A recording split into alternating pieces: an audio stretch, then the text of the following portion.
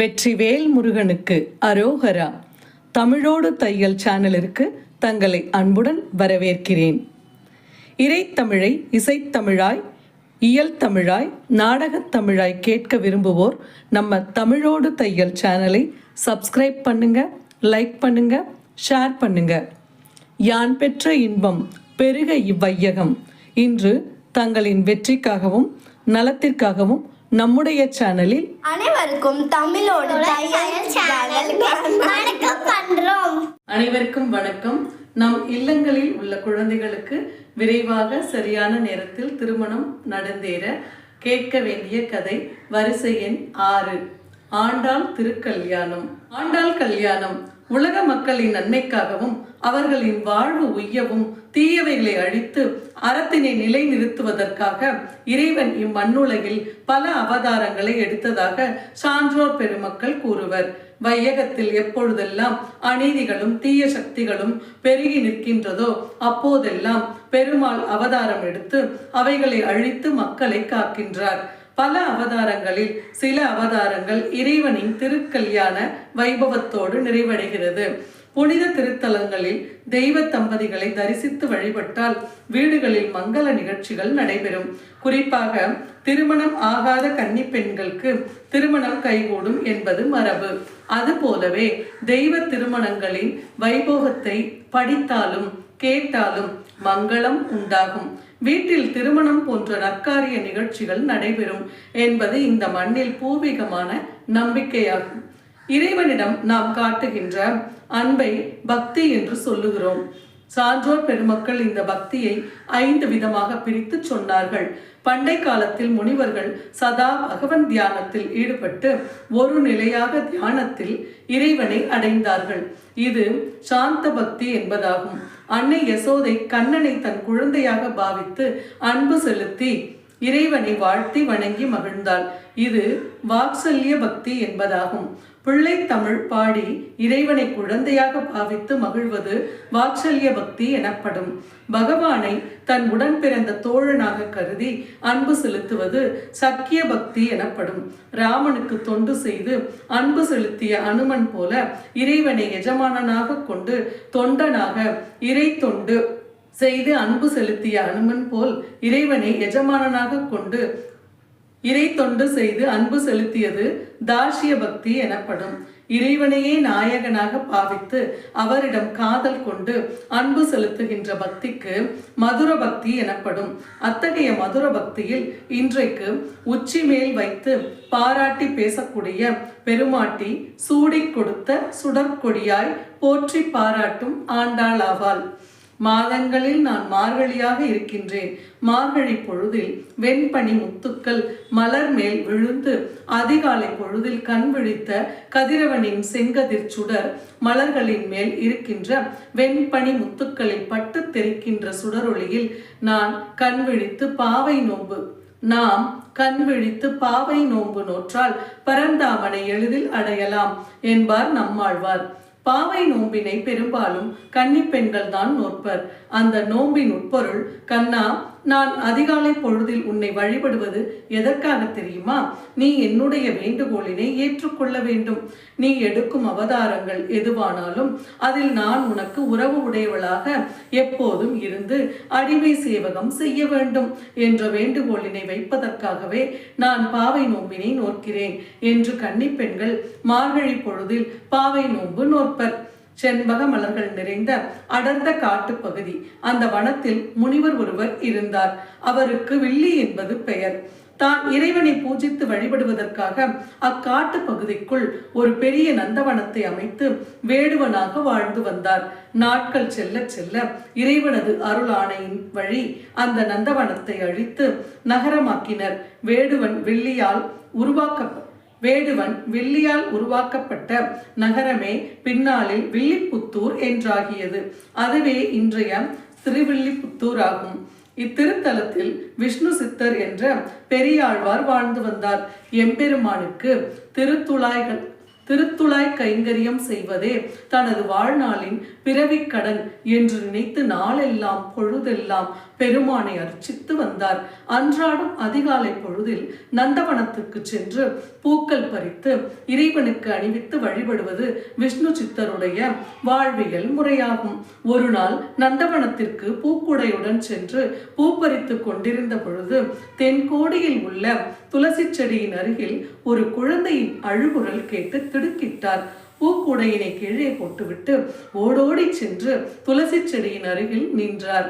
கீழே அழகான பெண் குழந்தை ஒன்று கைகளையும் கால்களையும் ஆட்டிக்கொண்டு அழுது கொண்டிருந்தது. குழந்தை பேர் இல்லாத பெரியாழ்வார் மனமகிழ்ந்து பரந்தாமனே தமக்கு பரிசாக தந்திருக்கின்றானோ என்று பெருமகிழ்ச்சி கொண்டு குழந்தையை எடுத்து வாரி அணைத்து கொண்டு தன் வீடு நோக்கி விரைவாக சென்றார்.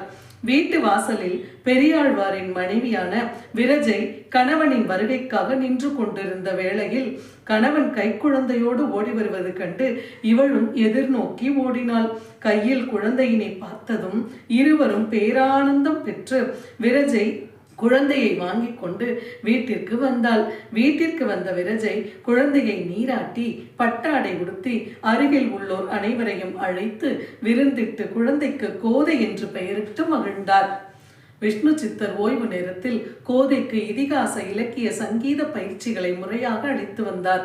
குறிப்பாக கண்ணனின் திருவிளையாடல்களையும் அவன் பக்தர்களை அருள் பாலித்து காப்பாற்றிய அருள் நெறி கதைகளையும் கோதைக்கு எடுத்து சொன்னார்.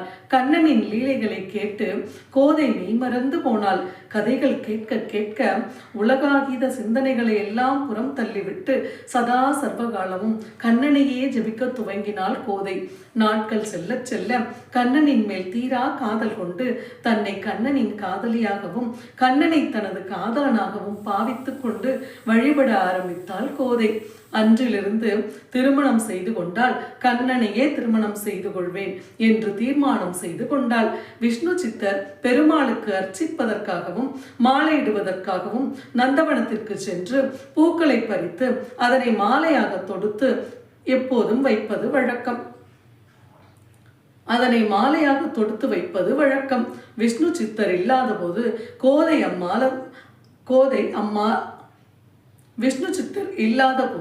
கோதை அம்மலர் மாலைகளை தன் கழுத்தில் அணிந்து கொண்டு தன் வீட்டில் உள்ள நிலைக்கண்ணாடியின் முன்பு நின்று பார்த்து ரசித்து எம்பெருமானுக்கு நான் ஏற்றவள்தானோ என்று அழகு பார்ப்பதனை வாடிக்கையாக கொண்டிருந்தாள் கோதை. விஷ்ணு சித்தருக்கு கோதையின் செயல் தெரியாது. அவள் சூடி கொடுத்த மாலையைத்தான் நாம் எம்பெருமானுக்கு கொண்டு செல்லுகின்றோம் என்று கூட நம்மாழ்வார்க்கு தெரியாது. இந்த நிலையில் ஒரு நாள் விஷ்ணு சித்தர் திருக்கோவிலுக்கு போகும் முன் வீட்டிற்குள் பிரவேசித்தார். அப்போது கோதை வழக்கம் போல பெருமாளுக்காக செய்து வைத்திருந்த பூமாலையை கோதை சூடி அழகு பார்ப்பதை விஷ்ணு சித்தர் பார்த்து விட்டார். திடுக்கிட்டார். விஷ்ணு சித்தர் நெருப்பாய் கொதித்து போனார். மகளே, என்ன அபச்சாரம் செய்து விட்டாய்? பெருமாளுக்கு தொடுத்து வைத்திருந்த மாலையை நீ அணிந்து மாசுபடுத்தி விட்டாயே, இது எப்படி பகவானுக்கு அர்ப்பணிப்பது என்று கதறினார். அப்போது கோதை, தந்தையே, கண்ணனே என் மன்னன் என எண்ணியே தொழுகின்ற போது என்னை அறியாது கவிதை பிறக்கிறது, நெஞ்சில் இனிமை சுரக்கின்றது. நான் சின்னஞ்சிறு குழந்தையாக இருக்கின்ற போது நீங்கள் என்னை திருவேங்கடம், அழகர்மலை, திருவரங்கம் போன்ற திருப்பதிகளுக்கெல்லாம் அழைத்து சென்ற போது தந்தையே, என் மனம் அரங்கனை துணை கொண்டது. உங்களுக்கு ஒன்று சொல்லட்டுமா? கேலியாக தாங்கள் என்ன வேண்டாம். என்னை மாலையிடுவான் அந்த கண்ணன் என்று நான் நினைத்து அவன் மாலையை நான் சூடி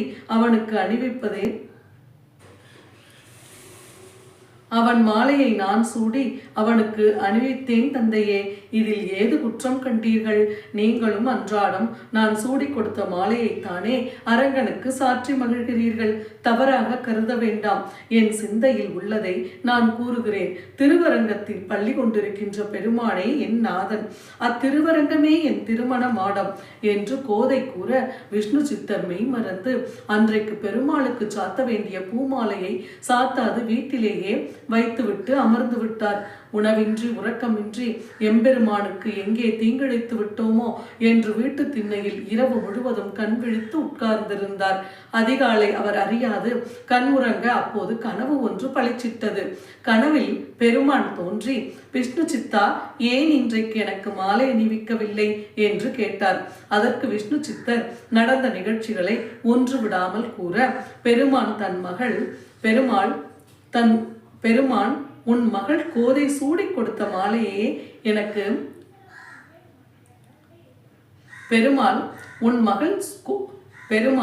உன் மகள் கோதை சூடி கொடுத்த மாலையே எனக்கு விருப்பமானது. அவளே என் ஆண்டாள் என்று திருவாய் மலர்ந்து அருளினார்.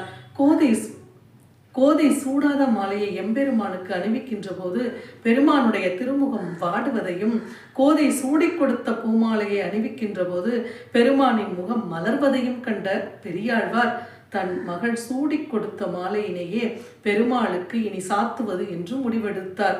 குழந்தை கோதை பருவமங்கையானாள். தனது மணாளனாக திருவரங்க பெருமாளை விரும்பினாள். மாயவனுக்கல்லால் மற்றவர்களுக்கு என்னை பேச மாட்டேன் என்று பாமாலை சூட்டினாள்.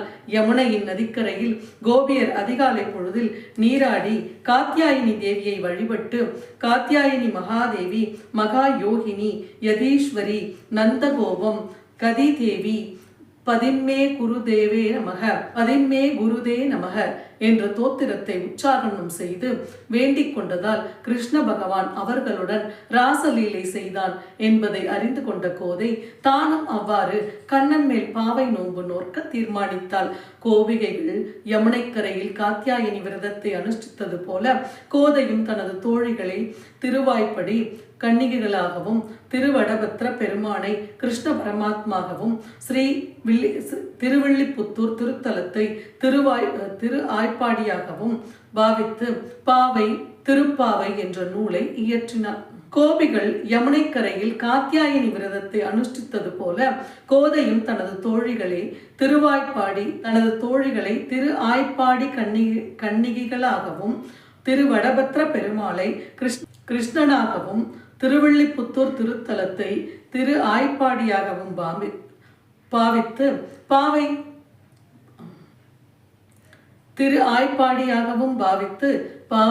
திருப்பாவை என்ற நூலை இயற்றினாள்.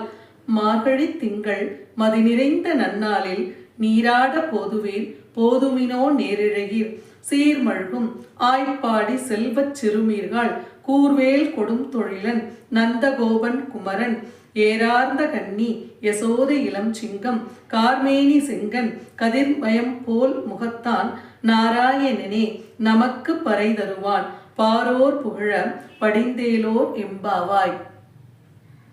மார்கழி திங்கள் மதி நிறைந்த நன்னாளாள் நீராட போதுமினோ நேரிழையீர் சீர்மழ்கும் ஆய்ப்பாடி செல்வ சிறுமீர்காள் கூர்வேல் கொடும் தொழிலன் நந்தகோபன் குமரன் ஏரார்ந்த கன்னி யசோதை இளம் சிங்கம் கார்மேனி செங்கன் கதிர்மயம் போல் முகத்தான் நாராயணனே நமக்கே பறை தருவான் பாரோர் புகழ படிந்தேலோரெம்பாவாய். கோதை விஷ்ணு சித்தரிடம் அழுதும் தொழுதும் கூறியதை விஷ்ணு சித்தர் கேட்டாரில்லை. தன் மகள் கற்பனையில் ஏதோ உளறுகிறாள் என்று எண்ணி அவளுக்கு திருமண பருவம் வந்துவிட்டது, அதனால் கூட இப்படி அவள் பிதற்றலாம் என்று கருதி அவளுக்கு ஏற்ற வரன் தேட ஆரம்பித்தார். இது கோதைக்கு தெரிய வந்தது. விண்ணுலகில் வசிக்கும் தேவர்களுக்காக வேள்வி செய்து யாகம் புரிந்து அதில் அளிக்கும் அவிர்வாகத்தை காட்டில் திரியும் நரி புசிக்க ஆசைப்படலாமா?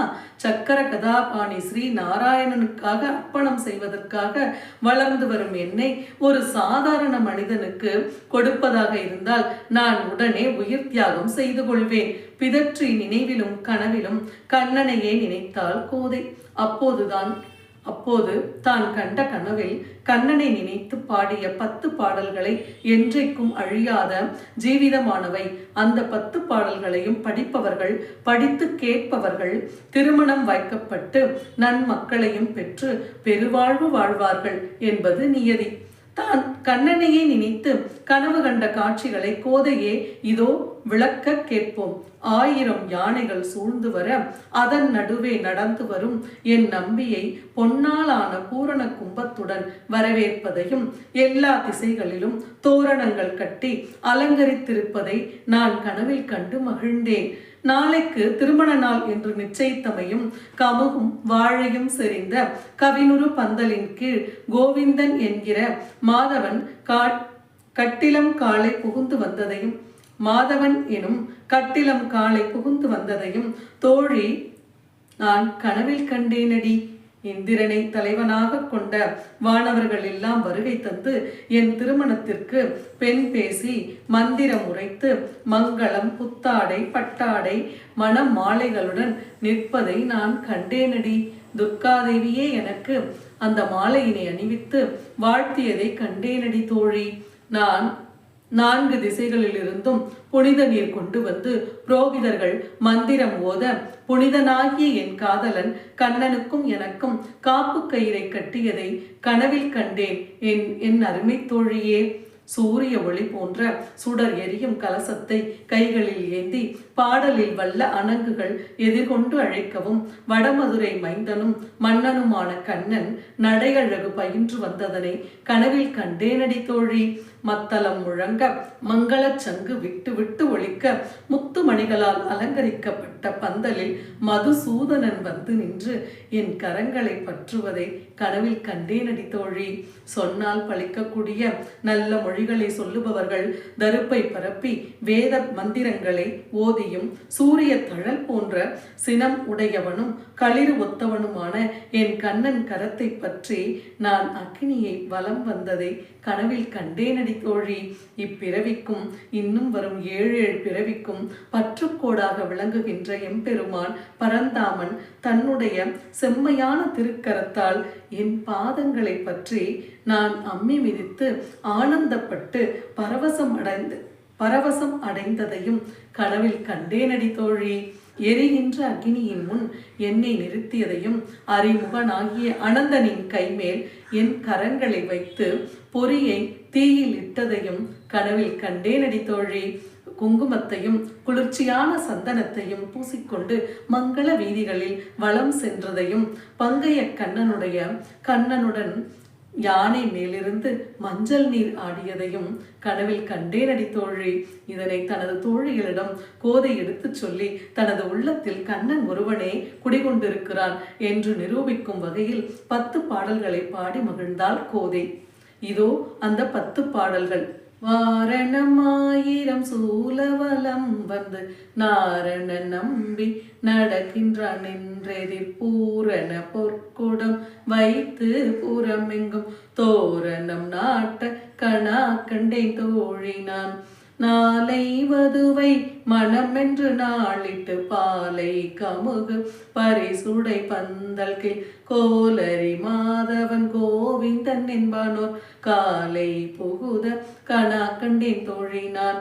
இந்திரனுள்ளிட்ட தேவர் குழாமெல்லாம் வந்திருந்தென்னை மகள் பேசி மந்திரித்து மந்திர கொடியுடுத்தி மணமாலை அந்தரி சூட்ட கணா கண்டேன் தோழி நான். நாள் திசை தீர்த்தம் கொணர்ந்து நனி நல்கி பார்ப்பன சித்தர்கள் பல்லார் எடுத்தேந்தி பூ புனை கன்னி புனிதனோடன் தன்னை காப்பு நான் கட்ட கணா கண்டேன் தோழி நான். கதிரொளி தீபம் கலசமுடனேந்தி சதிரன மங்கைய தாம் வந்தெதிர்கொள்ள மதுரையர் மன்னன் அடைநிலை தொட்டெங்கும் அதிர புகுத கணா கண்டேன் தோழி நான். மத்தளம் கொட்ட வரிசங்கம் நின்றூத முத்துடை தாமம் நிறைத்தாண்ட பந்தல் கீழ் மைத்துண நம்பி மதுசூதனன் வந்தென்னை கைத்தலம் பற்ற கணா கண்டேன் தோழி நான். வாய் நல்லார் நல்ல மறையோதி மந்திரத்தால் பாசிலை நானல் படுத்து பரிதி வைத்து காய் சினமா களிரன் நான் கைப்பற்றி காய் சினமா களிரன் நான் என் கைப்பற்றி தீவளம் செய்ய கனா கண்டேன் தோழினான். இம்மைக்கும் ஏழையில் பிறவிக்கும் பற்றாவான் நம்முடையவன் நாராயணன் நம்பி செம்மை உடைய திருக்கையால் தாழ்பற்றி அம்மி மிதிக்க கனா கண்டேன் தோழினான். வரிசிலை வாழ் முகத்தென்னை மார்த்தாம் வந்திட்டு எரிமுகம் பார்த்தென்னை முன்னே நிறுத்தி அறிமுகனச்சூதன் கை மேலின் கை வைத்து பொறி முகந்தட்ட கனா கண்டேன் தோழினான். குங்குமம் அப்பி குளிர்ச்சாந்தம் மட்டித்து மங்கள வீதி வலம் செய்து மணநீர் அங்கவனோடும் உடன் சென்றங்கு யானை மேல் மஞ்சனமாட்ட கனா கண்டேன் தோழினான். கோதையின் மனநிலையை நன்குணர்ந்த விஷ்ணு சித்தர், நீ யாரை மணக்க விரும்புகிறாய் என்று கேட்க, கோதை எம்பெருமான் அரங்கனையே நான் மணக்க விரும்புகின்றேன் என்று சொன்னாள். அன்று இரவு விஷ்ணு சித்தர் கனவில் எம்பெருமான் தோன்றி, மாயவனாம் என் மீது அளவு கடந்த அன்புள்ளம் கொண்ட நல்லவரே, மாசில்லாத மனத்துடன் தொண்டு செய்யும் ஆழ்வார் பெருமகனாரே, கோதை கூறியதை கேட்டு குழம்பாதீர். கண்ணன் நான் இருக்க நீர் ஏன் கவலை கொண்டுள்ளீர்? உன் மகள் கோதை சூடிக்கொண்டதை நான் சூடிக்கொள்ளுவது அபச்சாரம் என்று நீர் கருத வேண்டாம். அவள் சூடிக் கொடுத்த பிறகு அம்மாலையில் எப்போதும் இல்லாத நறுமணம் வீசக்கண்டேன். என் மாலை அவள் பூண்டாள், என்னையே ஆண்டாள். திருப்பாவை பாடி தமிழையும் ஆண்டாள். ஆண்டாள் கோதையை அரங்கிற்கு திருவரங்கத்திற்கு அழைத்து வா மணமகளாக. கைத்தலம் பற்றி கனவு கண்டால் அவள் அந்த கனவினை நனவாக்கி உறவு கொள்வேன் கோதையை என்று கண்ணன் கூறி கனவு கலைந்தது. கனவில் கண்ணனின் ஆணையின் வழி கோதையை திருவரங்கத்திற்கு அழைத்து வந்து அங்கு பள்ளி கொண்டிருக்கின்ற அரங்கநாதனிடம், என் புத்திரியான கோதையை தாங்கள் பாணிக்கிரகணம் செய்து கொள்ள வேண்டும் என்று பிரார்த்தித்தார். ஆண்டாள் நாச்சியார் அரங்கன் கருவறைக்குள் சென்று அரங்கனோடு ஐக்கியமானாள். கைத்தலம் பற்றி ஆண்டாளை ஏற்றுக்கொண்ட பெருமாள் பெரியாழ்வாரின் வேண்டுகோளின்படி ஸ்ரீவில்லிபுத்தூரில் திருக்கோவில் கொள்வதாக வாக்களித்தார். ஸ்ரீவில்லிபுத்தூர் ஆண்டாள் திருக்கோவிலில் கருவறையில் அரங்கமன்னார் திருக்கோலத்தில் வலது பக்கத்தில் ஆண்டாள், இடது பக்கத்தில் பெரிய திருவடியுமாக ராஜகோலத்தில் சேவை சாதிக்கிறார். திருமண கோலத்தில் ஆண்டாளை தரிசித்து மனமுருகி வேண்டிக் கொண்டால் கன்னிகைகளுக்கு திருமணம் அவர்கள் விரும்பிய மணாளனே அமைவான் என்பது நம்பிக்கை. வங்கக் கடல் கடைந்த மாதவனை கேசவனை திங்கள் திருமுகத்து சேயிழையார் சென்றிறைஞ்சி அங்கப் பறை கொண்ட வாற்றை அணி புதுவை பைங்கமல தன் தெரியல் பட்டர்விரான் கோதை சொன்ன சங்கத் தமிழ் மாலை 30 தப்பாமே இங்கு பரிசுரைப்பார் இங்கிப் பரிசுரைப்பார் ஈரிரண்டு மால்வரை தோள் செங்கன் திருமுகத்து செல்வத் திருவாயால் எங்கும் திருவருள் பெற்று இன்புறுவார் எம்பாவாய். வங்க கடல் கடைந்த மாதவனை கேசவனை திங்கள் திருமுகத்து சேயிழையார் சென்றிறைஞ்சி அங்க பறை கொண்டு அவ்வாற்றை அணி புதுவை அங்க பறை கொண்ட வாற்றை அணி புதுவை பைங்கமல தன் தெரியல் பட்டர்பிரான் கோதை சொன்ன சங்க தமிழ் மாலை 30 தப்பாமே இங்கு பரிசுரைப்பார் ஈரிரண்டு மால்வரை தோள் செங்கன் திருமுகத்து செல்வ திருவாயாள் எங்கும் திருவருள் பெற்று இன்புறுவார் எம்பாவாய் எங்கும் திருவருள் பெற்று இன்புறுவார் எம்பாவாய்.